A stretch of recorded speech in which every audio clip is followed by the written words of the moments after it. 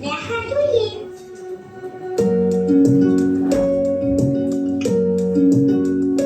בוא נחזור להיפגש, להסתכל שוב בעיניים. יש פקק תפילות כבד בנתיב של השמיים, אבל החוט הדק בינינו אף פעם לא נקרא. עוד תצחק שם על הכל, עוד תהיה בינינו ברירה. עוד נצא שוב לטייל בבוקר של שבת, נחזיר את השקרה העבודה לאט לאט, נקום ולספר שם נתרחק, אבל נעסק שהכל כל כך שביר, ובינתיים ניפגש ברחובות. אני איתך בכל שעה, בכל הנשימות, ואם אתה עמוק מתחת לשמיכה, תשאירי את הדלת חצי פתוחה, אני שולחת ידיים ארוכות, הן מחכות, רק תזכור שנייה לפני שאתה נראה. יום טוב וביי ביי. שגעגוע הוא הדבק הכי חזק בעולם. בוא תחזור שוב לשחק, להתפרק בחיבוק. השנייה הכי קשה היא אחרי הניתוק, ושער הדמעות שלי נפתח שוב. איזה כיף, בא לי בהמה. אבל אין לי כאן אותך. בוא נחזור להיפגש, נשכב סתם על הגב, לא ניקח שום דבר. ממש אוהבת אותך ושאתי בריאה מאוד מאוד. קצת נרגיש שעברו מיליון שנה, חשבי על כלום, כאילו כלום לא השתנה. ובינתיים ניפגש בחלומות, אני איתך בכל שעה, בכל הנשימות, ואם אתה עמוק מתחת לשיחה, תשאירי את הדלת חצי פתוחה, אני שולחת ידיים ארוכות, הן מחבקות אותך עכשיו, הן מחבקות, ורק תזכור שנייה לפני שאתה נראה, שגעגוע הוא הדבק הכי חזק בעולם. ביי אבא.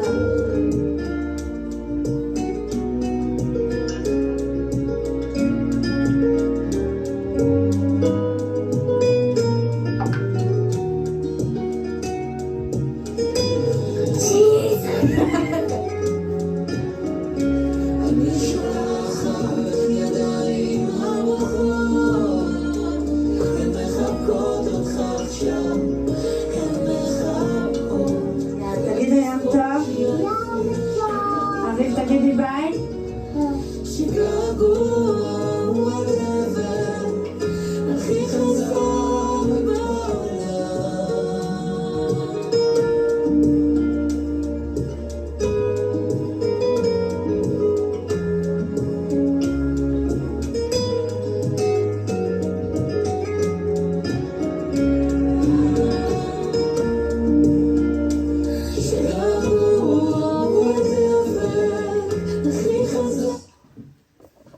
Merci d'avoir répondu ce soir à l'invitation du Centre Edmond Flegg, en partenariat avec le Fonds social juif unifié, pour une soirée autour de la demande de libération des otages détenus par le Hamas.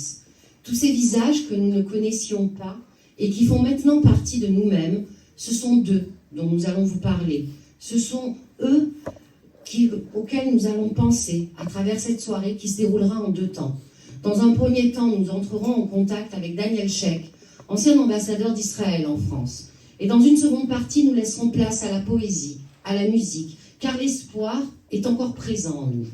Pour ouvrir cette soirée, j'appelle Evelyne Citruc, présidente du Centre Edmond Flegg, et Lionel Stora, président du Fonds social juif unifié.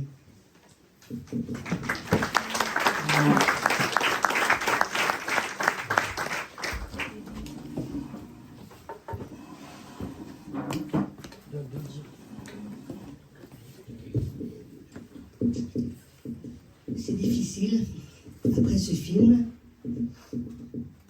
nous sommes là pour ces enfants, qui rentrent tous chez eux à la maison, reprendre leur vie d'avant, et qui manquent aucun à l'appel. Nous sommes là, nous sommes mobilisés ce soir, pour relayer ce message, et qui à votre tour devra le relayer. Bienvenue à tous, et merci d'être venus si nombreux pour la libération des otages. Et c'est à l'initiative du Centre Edmond Flegg et en partenariat avec le Fonds social juif unifié que nous avons pris cette initiative. Le Centre Edmond Flegg est un centre culturel qui diffuse la culture juive à travers toutes ses diversités. Son ouverture au monde, faire connaître le judaïsme, son histoire, ses moments heureux, ses drames, partager avec les autres, entendre, s'entendre, se faire entendre. Le 7 octobre, c'est une tragédie. C'est une tragédie qui a touché Israël, le peuple juif et toute l'humanité. C'est une tragédie commise par des terroristes qui ont perdu toute forme d'humanité, justement, et qui nous a fait faire un grand saut en arrière dans l'histoire du monde. Aujourd'hui, nous avons pensé qu'il fallait faire un arrêt sur image et vous raconter une histoire d'aujourd'hui. L'exposition que vous avez tous derrière vous ce soir recouvre celle que nous avons présentée précédemment, celle d'Exodus. Une autre histoire. Ces 241 histoires, ce ne sont pas 241 otages, ce sont 241 histoires que nous voulons vous raconter, car ils ont une vie. Ils ont une vie avant. Ils ont des noms, ils ont des âges, ils ont des parents, ils ont des familles. Aujourd'hui, si nous ne pouvons pas agir sur l'histoire passée, nous ne pouvons que en faire mémoire, nous pouvons chacun de là où nous sommes faire vivre ces 241 otages retenus à Gaza. Ce ne sont pas des soldats, ce sont des enfants, des jeunes qui dansaient, des femmes, des hommes, de tout âge, des Israéliens, des Américains, des Argentins, des Français, des Sri Lankais, des Philippins. Ça formait la société israélienne. Ils venaient du sud d'Israël, de kibbutzim, qui avaient construit Israël et qui avaient un idéal de paix, et qui travaillaient avec les ouvriers de Gaza. Ils les avaient accueillis chez eux, comme de leur propre famille. Nous nous mobilisons ce soir exclusivement pour cette cause, pour être entendus. Nous sommes des citoyens qui devons mettre ensemble toute notre énergie pour rappeler au monde de ne jamais les oublier, de ne pas les oublier jusqu'à ce qu'ils rentrent tous sains et saufs. Nous savons qu'une actualité chasse une autre. Nous ne voulons pas que ces 241 personnes passent au second plan de l'actualité. Relayons ce message. Ramenez-les à la maison maintenant. Ils n'ont rien à faire là-bas. Et qui mieux qu'un centre culturel ouvert à tous pour soutenir ce combat. Espérons qu'un jour, très proche, tous ces portraits qui sont accrochés comme une exposition sortiront de ces cadres pour qu'on puisse les serrer très fort contre notre cœur. Merci à tous, tous ceux qui se sont mobilisés. Les musiciens, Iris, Daniel Cher, l'équipe du Centre Flegg et tous les volontaires qui se sont mobilisés gracieusement pour rendre ce moment si fort. Ramenez-les à la maison vivants. Bring them home.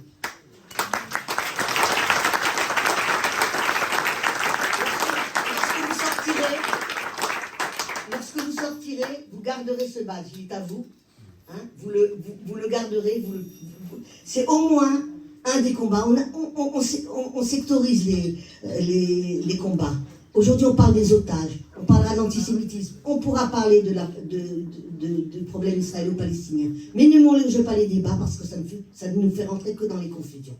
Je voudrais aussi, je viens après, après Karim, mais je tiens à le dire que Daniel Cher, que vous connaissez sans doute comme ancien ambassadeur d'Israël en France, est très mobilisé pour cette cause. Il a accepté très volontiers d'être avec nous tout à l'heure et il dirige la cellule diplomatique du Forum des familles d'otages. Je lui dirai encore merci Daniel. Nous sommes très fiers de l'avoir comme parrain.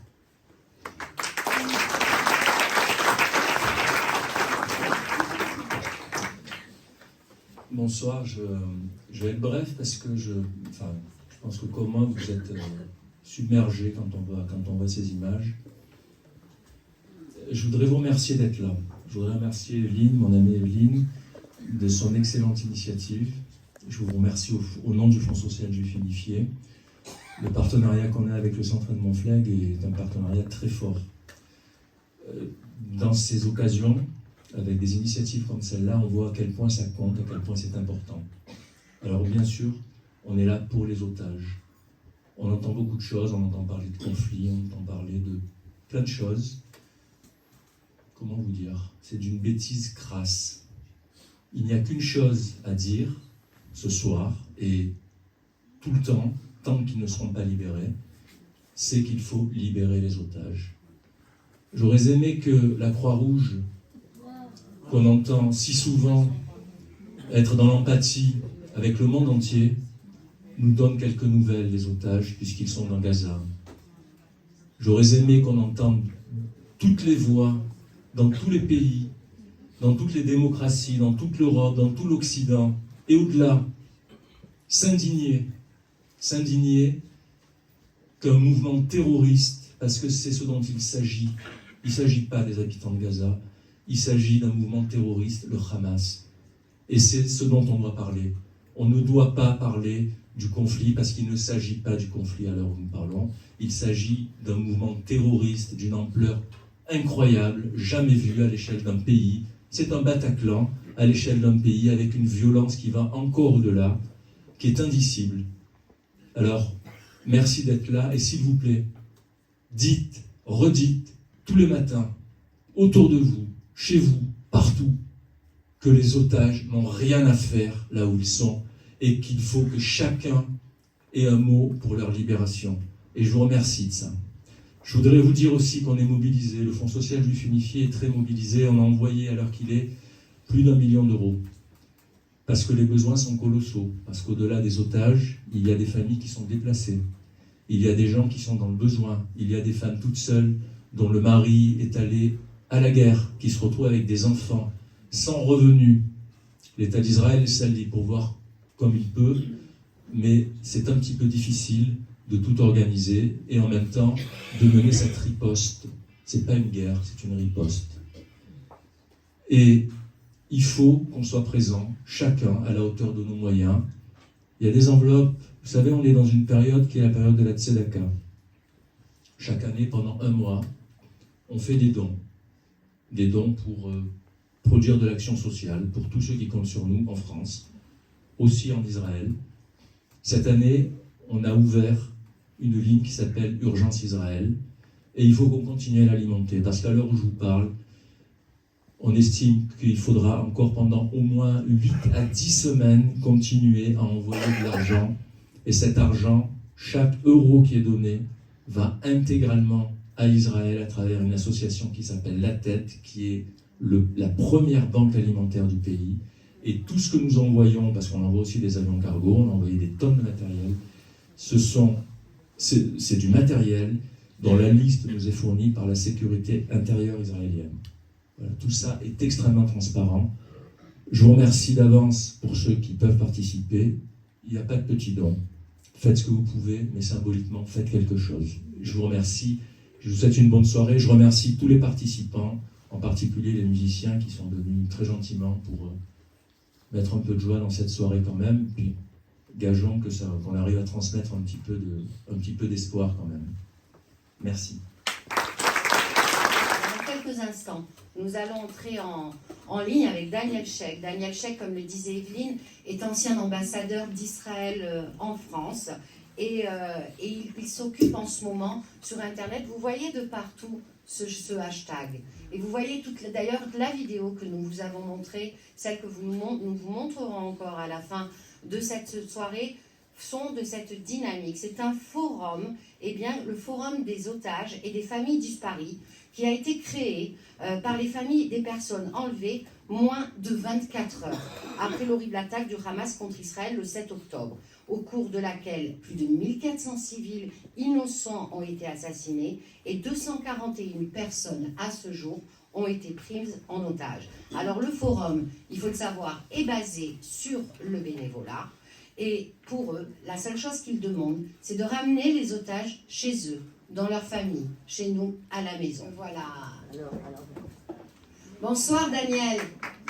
Bonsoir.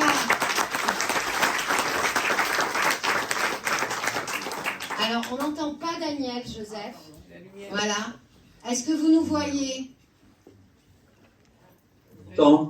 Ah, voilà. Est-ce que vous nous voyez aussi? Oui. On est très, très heureux. Je suis très, très heureuse de pouvoir vous voir, Daniel. Ma présidente, Evelyne Citruc, aussi, est très heureuse. Peut-être on va demander de baisser la lumière de devant pour qu'on puisse vous voir. Alors, Daniel Sheikh, je ne sais pas si vous pouvez voir un petit peu la salle ou pas du tout. Voilà. Si, je vous vois, j'ai vu la salle, oui, parfait. Ouais, que de monde, que de monde. Oui, on est tous mobilisés, notre cœur avec vous, Daniel. Comment allez-vous? Écoutez, moi ça va. Ce sont des journées chargées, ce sont des journées qui se terminent souvent par un sentiment de frustration et de tristesse parce que nous n'avons pas atteint notre objectif qui est évidemment la libération de tous les otages. Je raconte souvent, moi je viens à pied à ce QG, je n'habite pas très loin. Oui. Et j'ai pris une sorte d'habitude, le matin quand je sors de chez moi, je me dis Daniel, c'est la dernière fois que tu vas faire ce trajet. Et un jour j'aurai raison.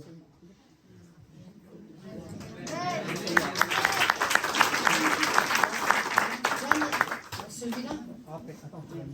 Alors attendons, il y a un petit problème de micro. Vous m'entendez là, bien ou pas, Daniel? Moi je vous entends parfaitement. Super. Alors, dites-moi, Daniel, est-ce que vous pouvez nous faire un point à ce jour? Parce qu'on voit que le nombre d'otages varie beaucoup. Moi-même, qui me suis beaucoup intéressée, comme je le disais, aux otages que je ne connaissais pas et qui maintenant, j'ai l'impression, à travers leurs histoires, qui font partie de ma famille. J'arrive à voir des visages, j'arrive à reconnaître des familles. Si vous pouvez nous faire un point. Alors, les chiffres varient pour la simple raison que il y a encore des fluctuations dans le nombre de personnes assassinées par rapport aux personnes kidnappées. Il y a un certain nombre de personnes qui sont définies comme disparues, qui sont soit mortes, soit kidnappées. Et vu qu'il y a des corps qui sont extrêmement difficiles à identifier, même maintenant, plus d'un mois après l'événement, il y a encore des moments. D'ailleurs, cet après-midi, je ne sais pas si ça a été déjà publié, il y a 2 personnes probablement qui vont être enlevées de la liste des kidnappés et passées malheureusement dans la liste des assassinés. Ce sont évidemment des moments très très difficiles pour les familles parce que elles sont elles étaient pendant un mois dans l'expectative d'une libération prochaine et du coup ça change de registre bon voilà, que voulez-vous, ce sont des situations très émotionnelles évidemment. Vous dites que vous reconnaissez des visages et vous vous identifiez à certaines histoires.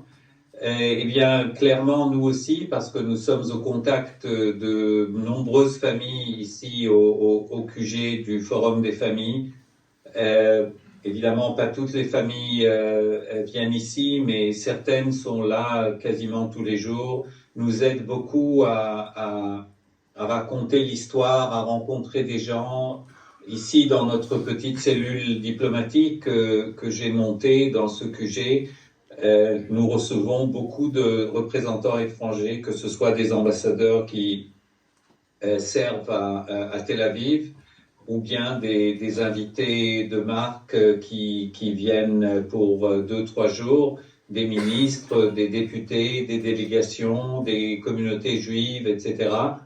Notre objectif est évidemment de plaider la cause des otages, mais d'une certaine manière surtout créer un lien émotionnel entre ces personnes et les histoires de ces familles, de transformer cette notion un peu abstraite de 240 et quelques otages, de les transformer en vrais visages, en vraies histoires, en vraies personnes, simplement pour que, à partir de dorénavant, c'est-à-dire ces personnes, quand elles vont parler ou entendre parler des otages, elles auront un visage dans leur mémoire, des yeux qu'ils ont regardés, des larmes qu'ils ont vues et entendues, des voix qui se sont cassées. Je trouve que c'est très important d'humaniser la question, surtout que souvent nous avons affaire, comme vous le savez, à une démographie tellement hétéroclite. Ça va de bébés de 9 mois jusqu'aux personnes âgées qui ont 87 ans. Et donc, je pense que la fragilité de ce groupe touche vraiment beaucoup de personnes. Daniel Sheikh, pour aller dans le prolongement de ce que vous dites, ce n'est pas 241 personnes, mais une, plus une, plus une, plus une. C'est vrai. C'est vrai. Vous avez raison. Et c'est évidemment encore plus marquant quand ce sont les proches de ces personnes, de cette une plus une plus une, qui racontent un peu, d'abord racontent qui est cette personne qui a été kidnappée, quelle a été sa vie, qui les a aimés, qui est en train de pleurer leur absence, mais aussi qui racontent souvent avec des détails glaçants la matinée, l'horrible matinée du 7 octobre, où souvent ils étaient en direct par téléphone avec ces gens jusqu'au moment même où elles ont été kidnappées, et souvent, avant d'être kidnappées, avaient été témoins de la mort de leurs proches, de l'assassinat de leurs proches. Alors justement, vous parliez des conditions dans lesquelles ils ont été kidnappés. On peut revenir, si vous le voulez, quelques instants sur ce festival de musique, le Nova Festival de Transmusique, qui est une institution en Israël. Ça fait 30 ans, et là je vois dans la salle, je l'ai reconnu, Ruhama Reinhardt, parce qu'au Centre Flegg, on avait fait un partenariat à l'époque où on avait mis en lumière cette musique avec les messages. Et Ruhama avait fait une thèse sur ça. Il y a un message politique de paix à travers ces festivals. Vous pouvez nous en parler? Pour être honnête, je n'ai plus l'âge du festival Supernova. Mais vous avez raison, c'est un festival qui évidemment a une dimension de fraternité, d'amitié, de vie, etc. Mais que voulez-vous, les gens du Hamas n'ont pas fait le tri entre les gens qui aiment la paix et les gens qui n'aiment pas la paix. Vous savez que beaucoup de ces localités du pourtour de Gaza, les kibbutzim, qui ont été touchés, ce n'est pas un secret, souvent étaient peuplés de gens qui étaient profondément impliqués dans des projets humanitaires pour aider leurs voisins de Gaza. Il y a des personnes qui ont été enlevées, qui ont passé des heures et des jours à acheminer en voiture des malades palestiniens de la frontière de Gaza vers les hôpitaux israéliens. Mais ça n'a pas changé le fait que les terroristes du Hamas, sans faire de distinction, ont assassiné ou enlevé des gens.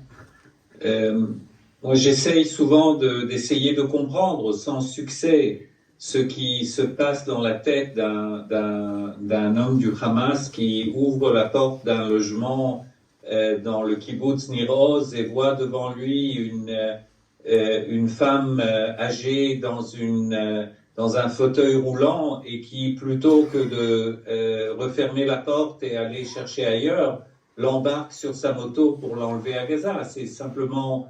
je n'arrive pas à comprendre le processus mental qui fait ça. Mais que voulez-vous? C'est comme ça. Pas tout peut être expliqué par des gens rationnels comme nous.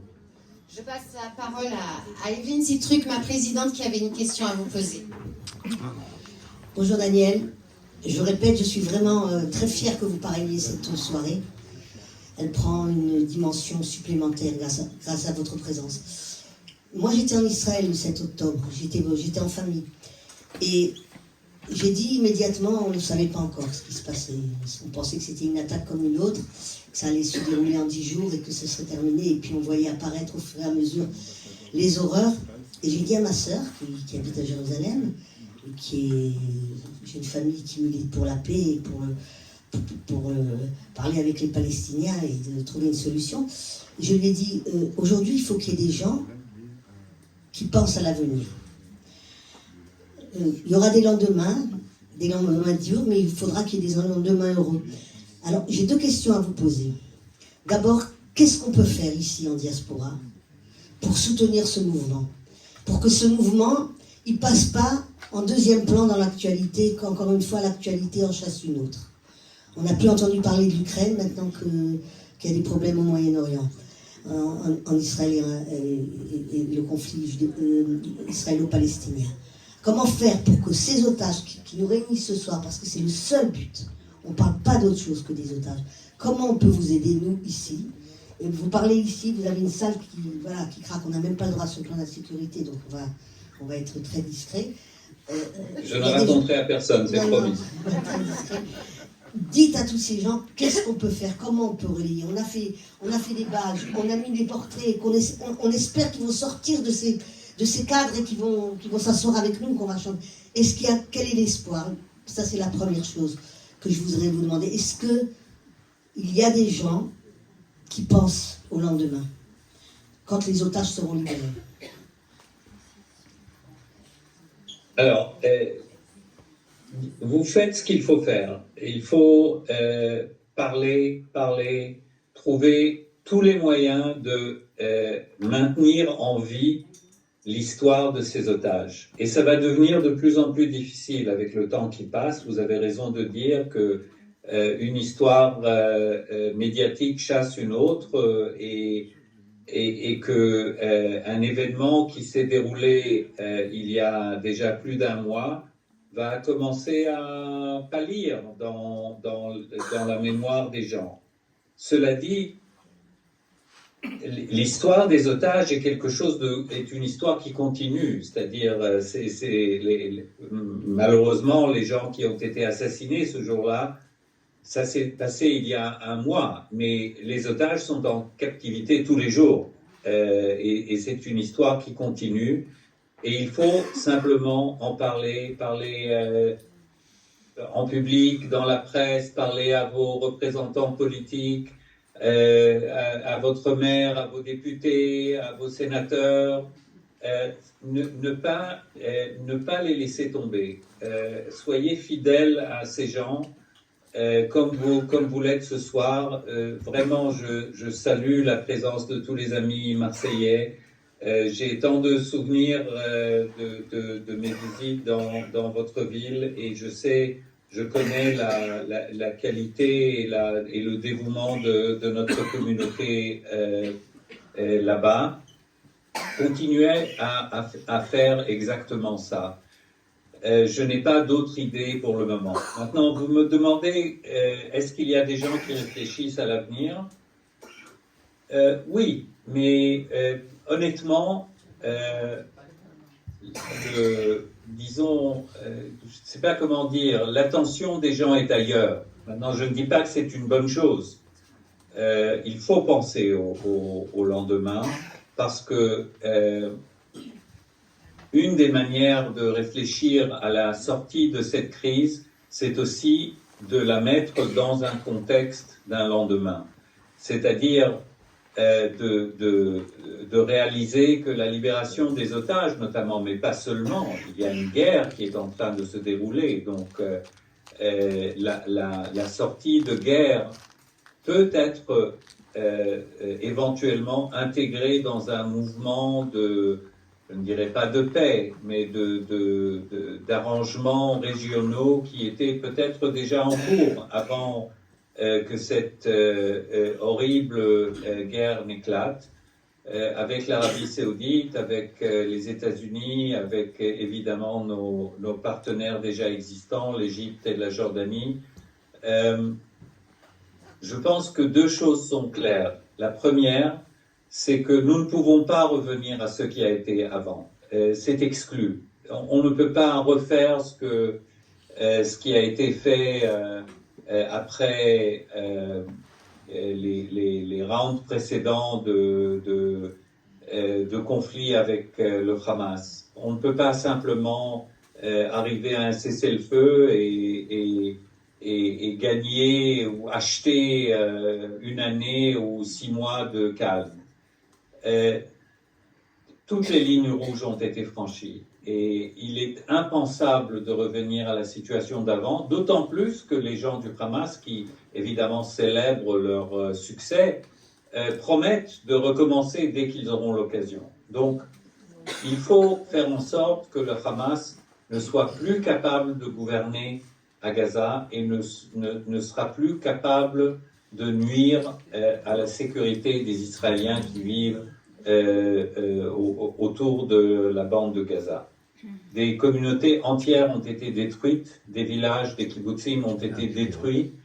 Je ne sais pas à qui voudra revenir vivre là-bas. Ce n'est pas du tout évident que les mêmes habitants voudront le faire, mais je pense que ceux qui veulent un avenir meilleur pour Israël, mais aussi ceux qui veulent un avenir meilleur pour les Palestiniens, doivent comprendre que le Hamas n'est pas un allié et ne sera jamais un allié, ni pour les Palestiniens, certainement pas pour les Israéliens. L'avenir des Palestiniens n'intéresse pas le Hamas. C'est une organisation qui est dévouée à l'islam radical. C'est ce qui les intéresse. Les Palestiniens ne sont qu'un prétexte et un véhicule pour propager leur idéologie religieuse. Voilà, en gros. Alors, juste une question, parce qu'on me le demande, Daniel. Et vous êtes basé où en Israël? À Tel Aviv, vous êtes? Tel Aviv. Voilà, il est à Tel Aviv. C'est le journaliste de la Provence qui me demande. Parce que vous êtes passé en interview sans le savoir. Voilà. D'accord. Alors, je vais dire peut-être 2 mots sur l'organisation. Voilà, c'était ma question suivante. Expliquez-moi l'organisation, comment on peut vous aider? Parce que moi, je me suis promenée sur Internet, je sais qu'on peut faire des dons en ligne, qu'on peut aider les familles. À quoi servent ces dons? Dites-nous tout, Daniel.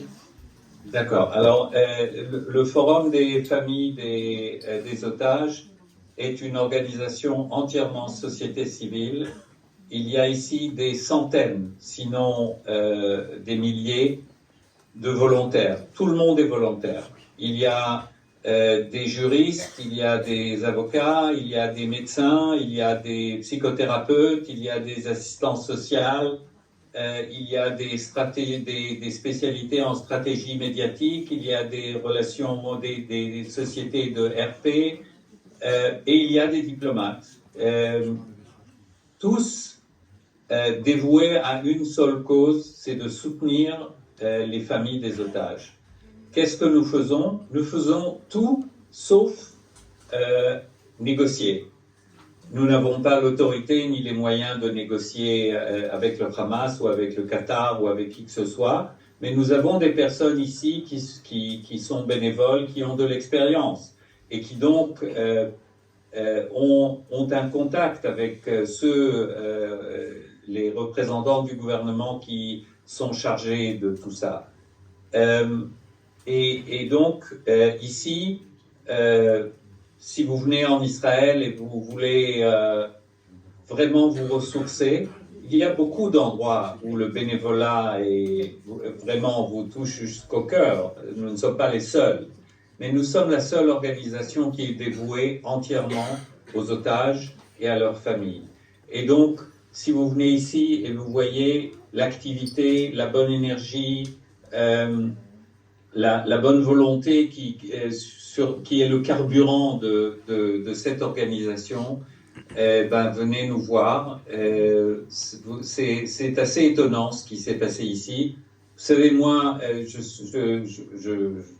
suis partiellement au moins à la retraite, je travaille un peu, mais il y a des gens qui ont quitté, qui sont plus jeunes que moi et qui ont quitté une carrière et leur travail pour se dévouer à cette cause. Des gens de tous bords. Il y a parmi les juristes les plus célèbres en Israël et vraiment dans tous les domaines. Là, notre petite cellule diplomatique, ce sont une quinzaine d'anciens ambassadeurs qui ont servi un peu partout dans le monde et qui mettent leur expérience et surtout leur carnet d'adresses au service de ces familles.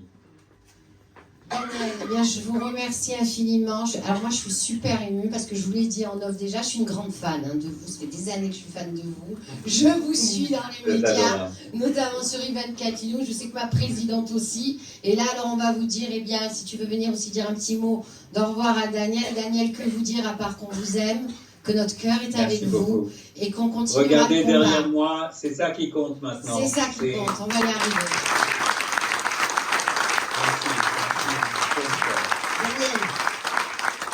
Vous connaissez l'endroit, vous avez nos coordonnées, vous bipez, on est là.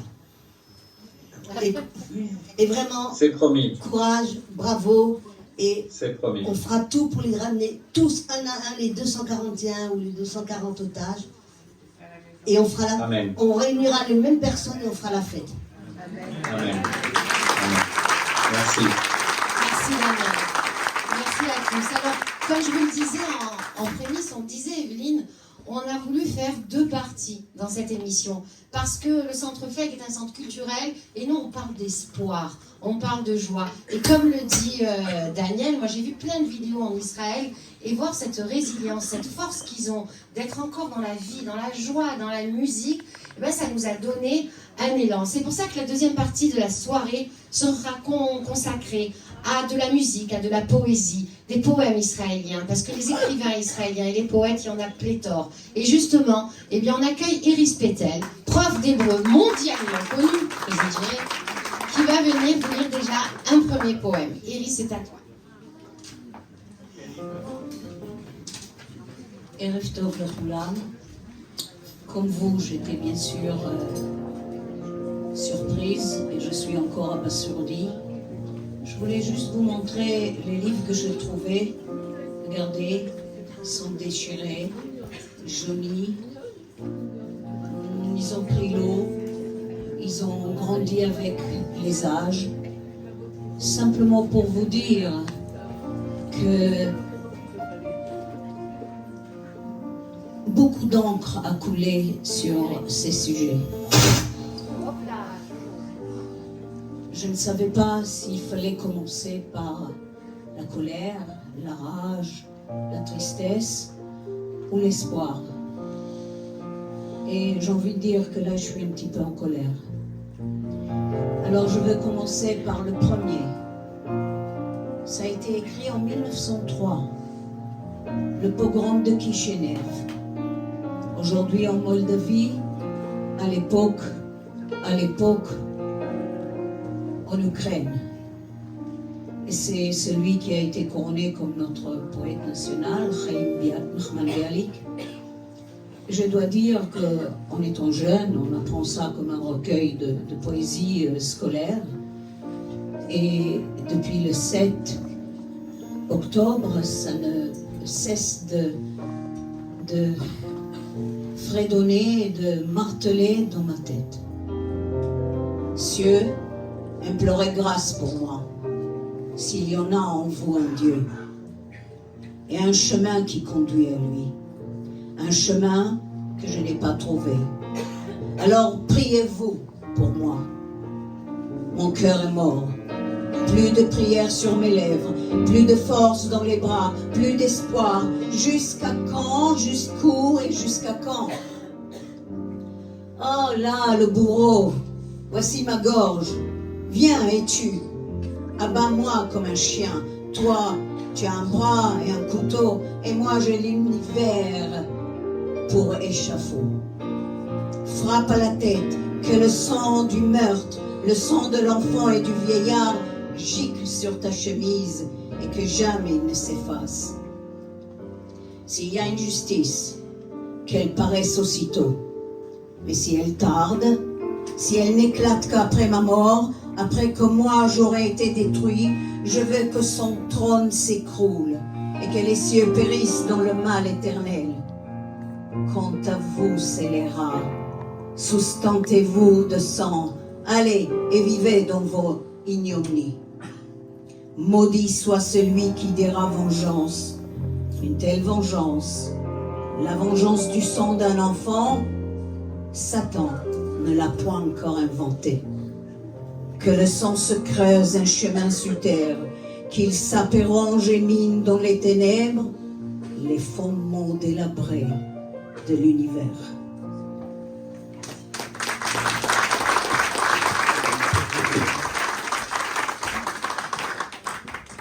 Merci Iris, on aura l'occasion de te retrouver au cours de cette soirée pour la lecture de notre poème. Alors je vous le disais, après cette première partie où nous avons pu entrer en contact avec l'ancien ambassadeur d'Israël en France, à savoir Daniel Sheikh, qui nous a fait un point sur la situation des otages. On vous a dit que cette deuxième partie sera ponctuée de poèmes, de musique, parce que être juif c'est être porteur d'espoir. L'exposition que nous avez mis derrière vous, vous avez entendu le message de Daniel. Appropriez-vous ces visages, appropriez-vous le visage de Kfir qui a fêté ses 10 mois à Gaza. Kfir a un petit frère, c'est Ariel. Ariel et Kfir ont un père, une mère, Shiri, Aviel, qui eux sont pris. Il y a aussi la famille Cuneo, où les 2 petites jumelles de 3 ans, Yuli et Emma, avec le père, la mère, le frère du père. Pourquoi beaucoup de familles? Parce que tout simplement c'était Simchat Torah et que les gens se réunissaient en famille.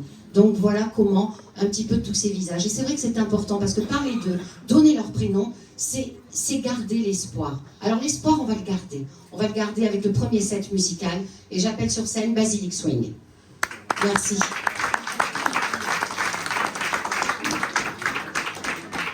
Bien, bonsoir. Alors, pendant que les musiciens s'installent, c'est sûr qu'on entend beaucoup d'émotions, on ressent beaucoup d'émotions en ce moment, beaucoup de colère, beaucoup de tristesse, beaucoup d'incompréhension.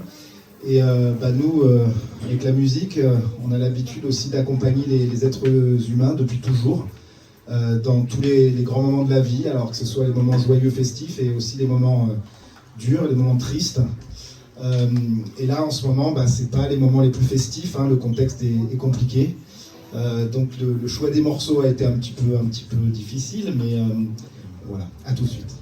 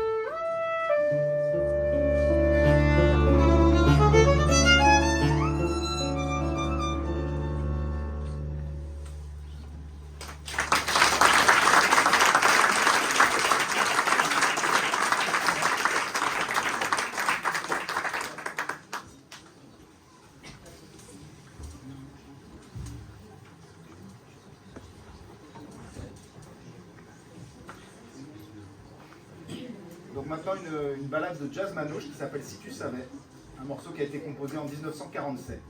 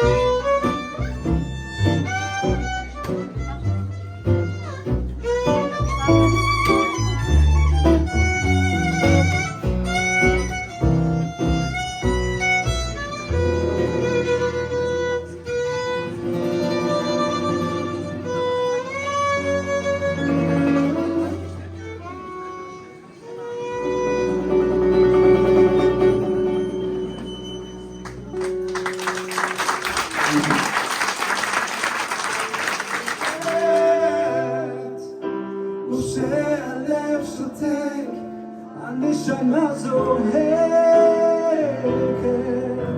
שמע ישראל אלוהי, עכשיו אני לבד. אזעק אותי אלוהי, עשה שלא אפחד. הכאב גדול ואין לבריאה, עשה שיגמר כי לא נותר בי כוח. שלב בוחר אסמר לבינכם, אתה רואה את כל חיי פתאום, ולא נודע הוא לא רוצה ללכת,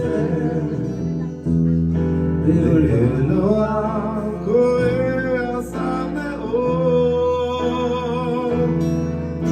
שמע ישראל אלוהי, אתה כל יכול, נתת לי נתת לי הכל. בנדימה הלב בוהה בשקט, ושהלב שותק הנשמה עוזקת. שמע ישראל אלוהי, עכשיו אני לבד.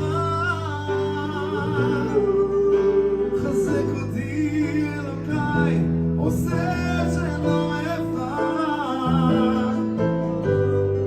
הכאב גדול ואין לי לברוח,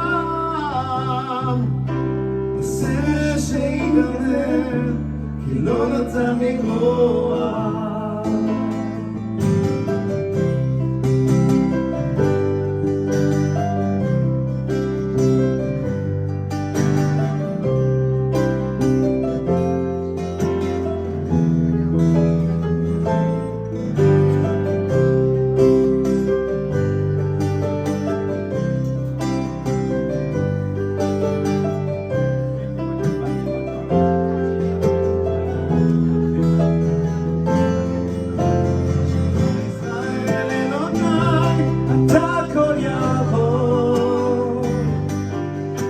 נתת לי נתת לי הכל.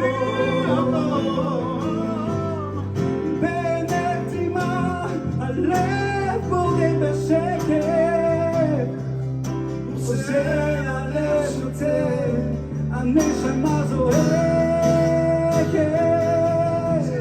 שמע ישראל אלוהי, עכשיו אני לבד. חזק אותי אלוהי, עושה שלא אפחד.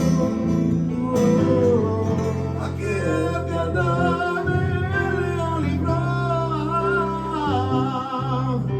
עשה שיגמר כי לא נותר בי כוח.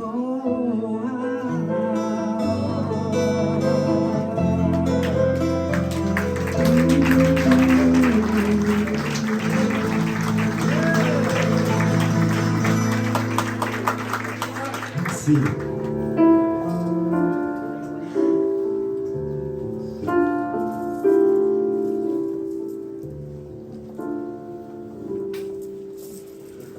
קולות בלב בנימה, נפש יהודי רומיה, ופרט מזרח קדימה, עין לציון צופיה. עוד לא עבדה תקוותנו, התקווה לשנות 2000, להיות עם חופשי בארצנו, ארץ ציון. ירושלים, להיות על חופשי ארצנו, ארץ ציון ירושלים.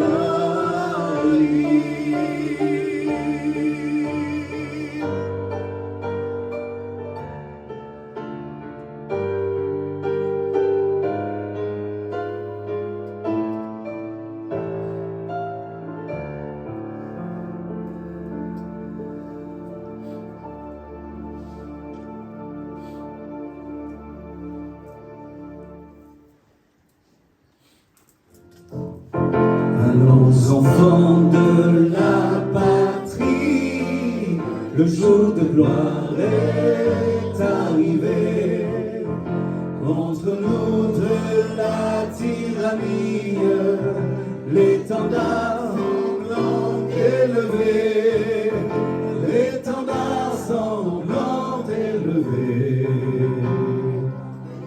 Entendez-vous dans nos campagnes rues, ce soldat